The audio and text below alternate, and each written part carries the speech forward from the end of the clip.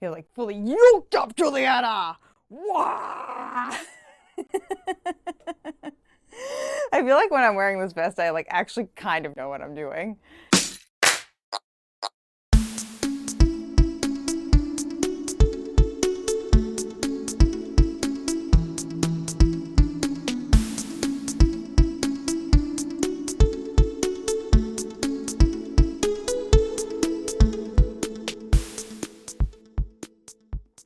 Hello, my friends, and welcome back to Runnah, and welcome back to your favorite local running community. I'm Julianna, coming to you in a fully yoked up version, fully locked and loaded version. We are here today in the year of our Lord Voldemort, year 2025. Here we are, and I am training for my 50-miler attempt, my first ever 50-miler attempt. And I am here today to show you and tell you what it's like training in a running vest. Seriously, for the first time ever. But before we get into that, hit the subscribe button, hit that like button, smash those bad boys right there, please and thank you, so that way you can become part of your favorite local running community every week here on Runnah. And this week we're kind of doing like a take on Shoe Eating Monster. And I'm going to be just talking about what it's like running as like someone who looks like they know what they're doing when it comes to a trail race. Because many of you guys know I've run a few. I feel like I've run actually I've run 2 trail races. I've done a fair amount of trail running, but I've only run like 2 trail races as of right now and only 1 ultra. And I've never run one with a pack, just because I've never felt like any of the races that I've run, either like road marathons or trail races, that I've required this. But this dumb bitch is taking on a 50-miler in like, as of when I'm recording this, about 3 weeks, give or take. And I kind of reached the point where I was like, oh, and it's the Stone Cat Trail Festival, which is put on by the Trail Animals Run Club, or TARC as it's known around here. And I've never run any of the races. They come highly recommended from many of my friends. So I say, great, let's do it. And I wanted to take on the 50-mile attempt, like distance. And I did not realize how like tumultuous my summer was going to be, but hey, that's fine. We're here. The nice thing I feel like about these like 50-mile attempts and these other longer races, even like the 50K, is people call them attempts, which I like that, because that way I don't feel so pressured, because there is like a lot of people who don't finish when it comes to those distances, because like 50K, 50 miles, 100K, 100 miles and beyond, it's a lot to push your body that far. And I think it's just like the general recognition from the trail and ultra community that like we're not all going to finish, I feel like is good. And giving someone just as much kudos for attempting a distance and completing a distance, I feel like is warranted and nice and welcoming and kind, and I like that. So we're going to be calling this Julianna's 50-mile trail ultra attempt. That's right, attempt. So as part of that attempt, I am starting to run with a running vest, and I have it like fully locked and loaded with everything that I believe or similar that I will be carrying with me when I'm running the 50-mile ultra. It is 4 12.5-mile-ish loops of the same course. We will be hitting an aid station every 6 miles. So you hit the aid stations pretty regularly. I'm not opposed to like dropping things and picking up things. I am going to keep some stuff at the start/finish line that I can either like drop or pick up. But I'm keeping on me the things that I want to keep on me. So I have like my fueling, I have extra electrolytes. Like you go in here, we got some like I got some extra packets of electrolytes. I like to use either like the liquids, or I have like some gingins that I'm going to be eating, which are just like pretty much like sugar and ginger, which for me is fine. And I have like extra caffeine. I have some other different like hydration mixes, things like that. You know, we have that in there. We have our extra backup light, which also flashes colors, which was also a new addition to the Julianna running vest scenario. I've decided I like having the bottles on the front. So we have this here. I don't know. I have the 250 milliliter flasks. I don't know how people are running with the 500 milliliter flask, or like how Ben does the giant bottles in the front. Because I'm like, this thing is heavy. Like, this is an extra like 3 or 4 or 5 pounds on its own. I haven't weighed it, and I don't have a scale at home. So like, I don't know how much it weighs. That's why I've been keeping my phone. Plastic baggie for your phone. Always keep a plastic baggie for your phone. No one needs to be buying a new phone. You can prevent a lot of issues by just putting your phone in a plastic baggie. But I've been fully kidding myself out with all my stuff. We even have, what do we have? We have gloves. I have my snot rag.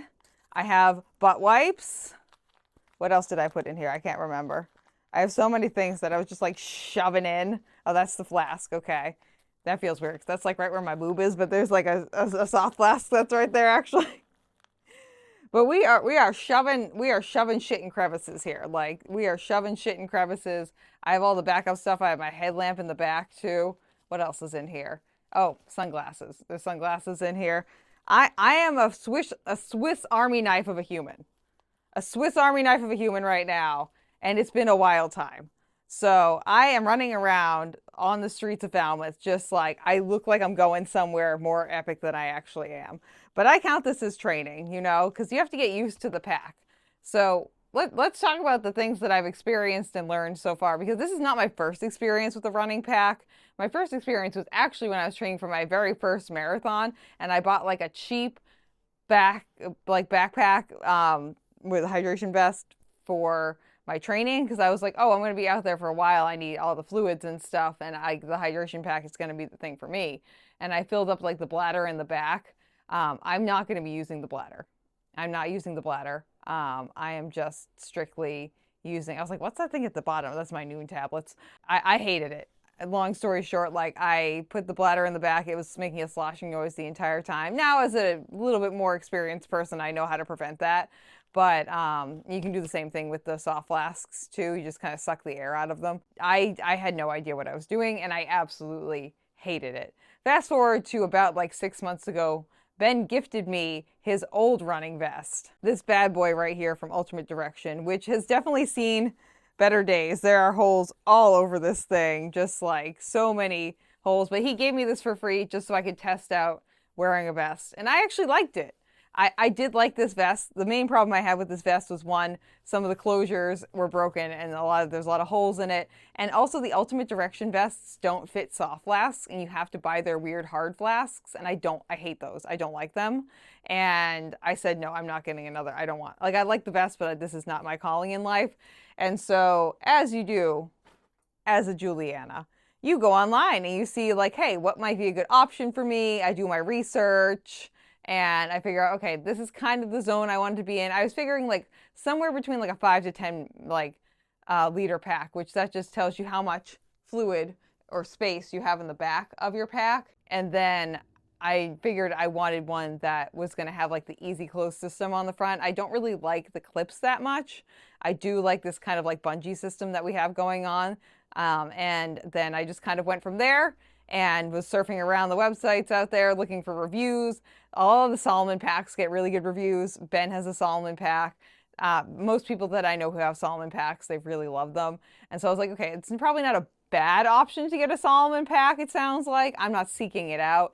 But again, as you do as a Julianna, I went on like Mercari and eBay and Poshmark, and lo and behold, I found the Sensei Pro 10 pretty much unused for like $40. This retails around like $160, I think. Running vests are not cheap.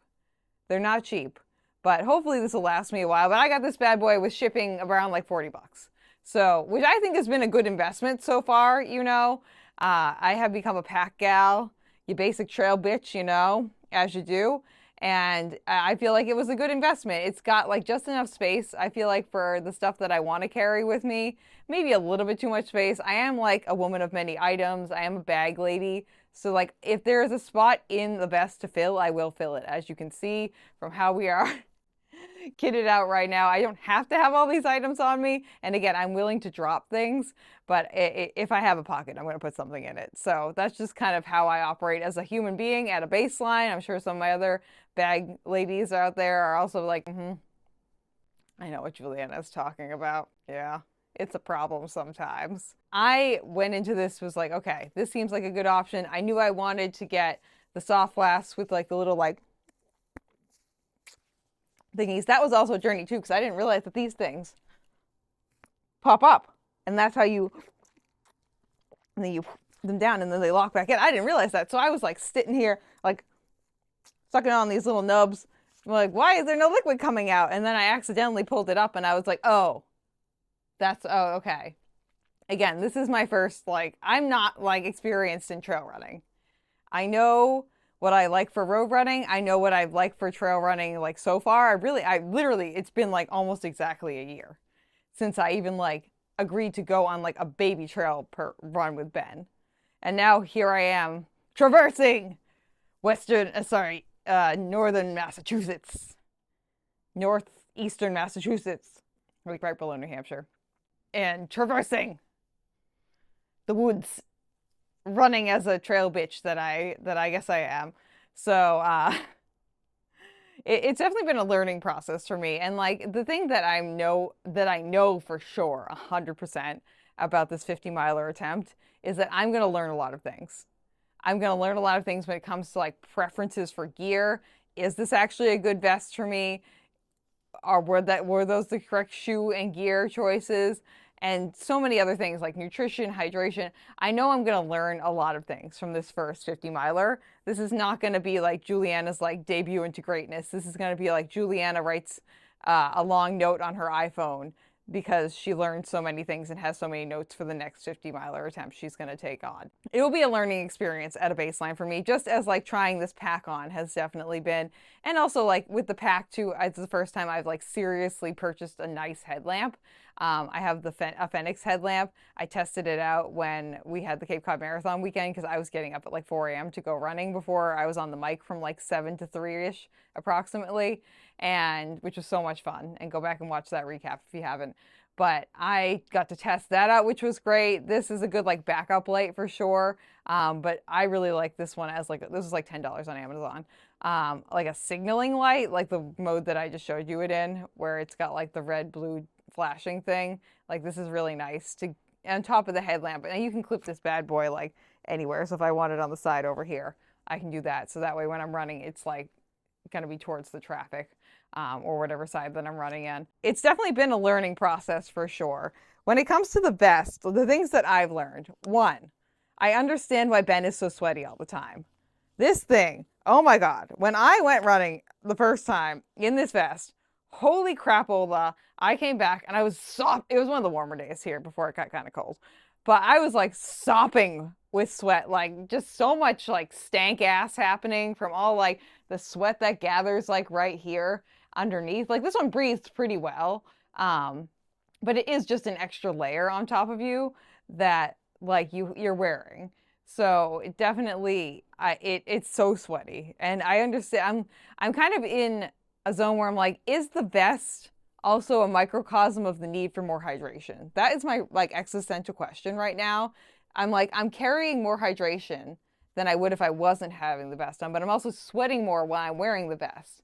So am I hitting a net zero? So if I don't wear the vest, but I bring like a handheld and I'm able to like not sweat as much because I'm not like trapping the heat from my body underneath the vest on the back and the front, is that like a net zero equation? Handheld plus regular shirt equals sweating, equals the amount of sweating with the double fisting in the vest with the hydration plus the vest and sweating in the vest. Is the sweat like, do we hit a net zero there? That is my question. I don't know. Lots of sweating happening that I didn't account for. So like again, like the need for this, I understand. I understand why Ben is a sweaty boy now.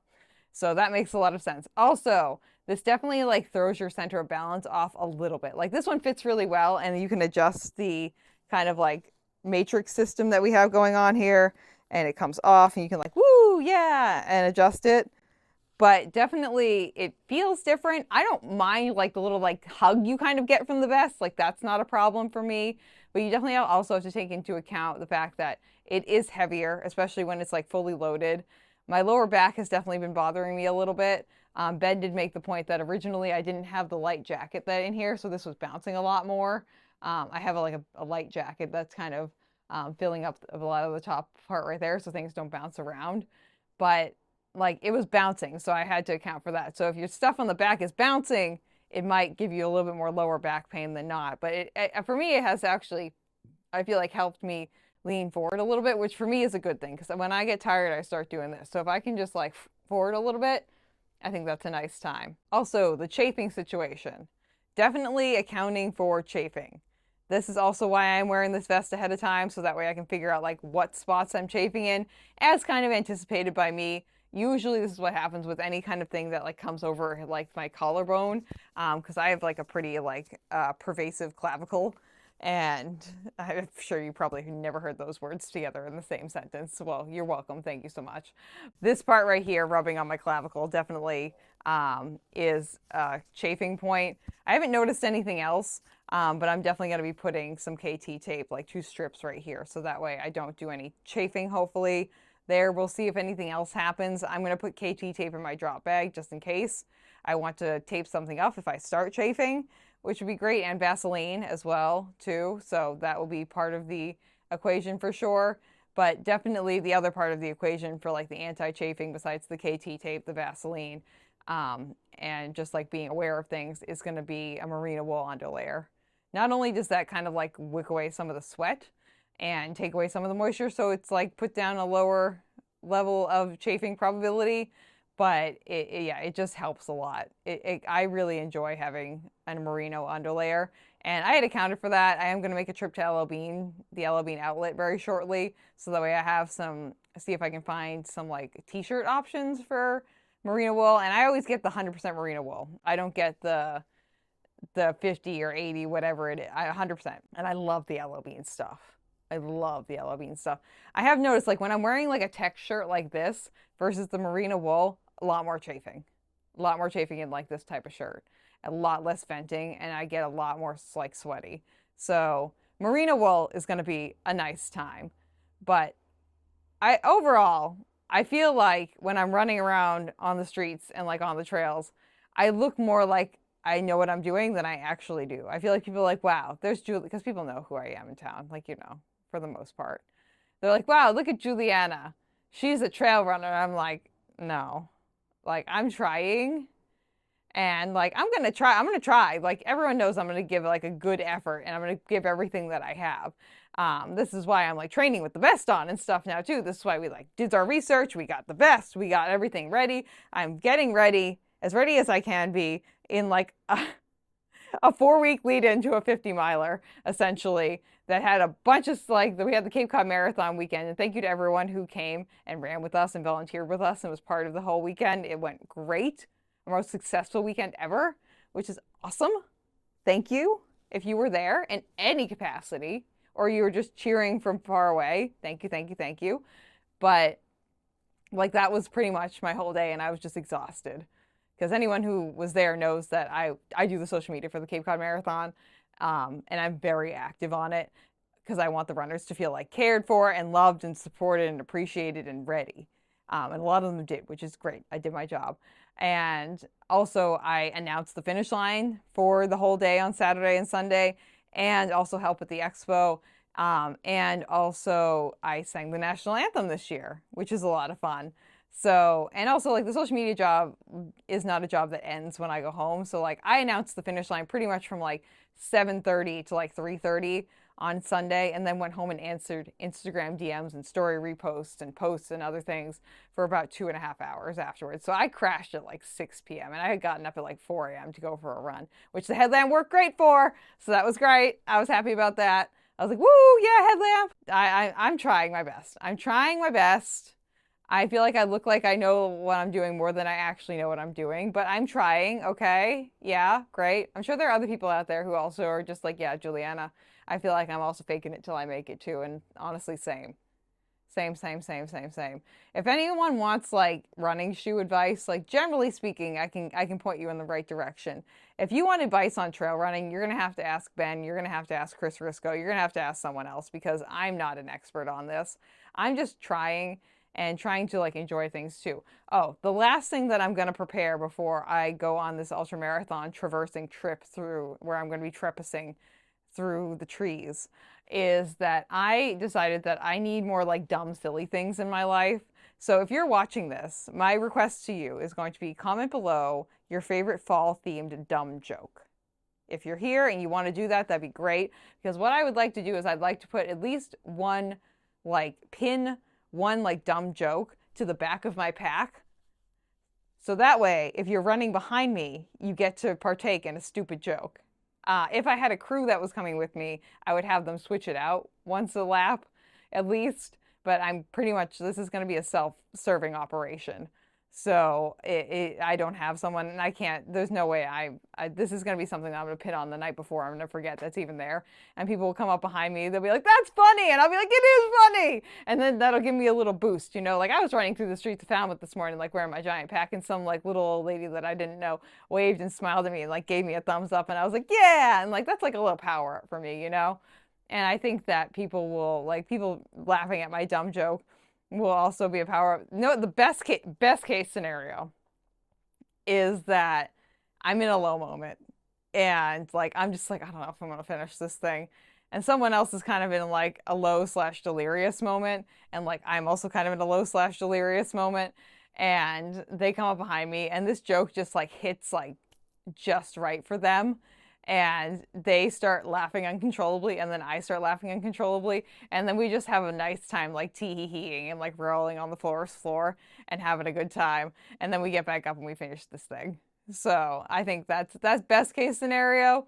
Worst case scenario, I think it's funny and that's the end. But I have a strong feeling that I'll have people behind me who are like, that's funny. But I have to get a good joke though. That's the thing. And I also decide, like, do I want to put one joke or two jokes on the back of my vest?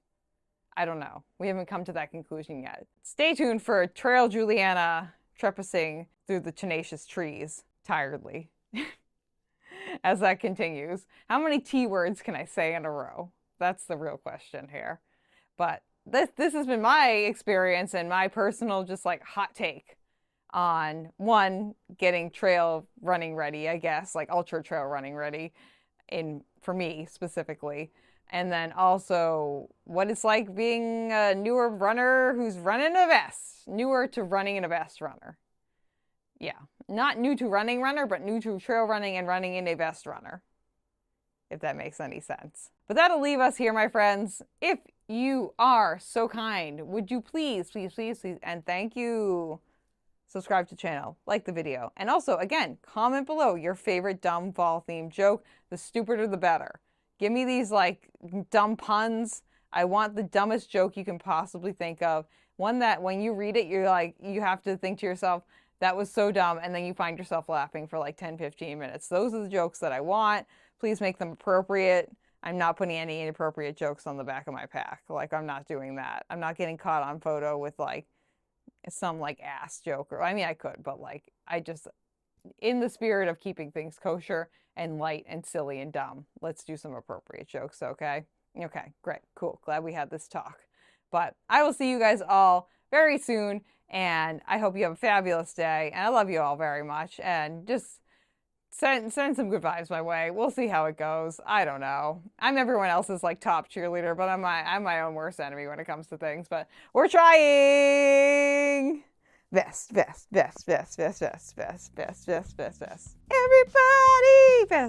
vest. I'll see you guys later.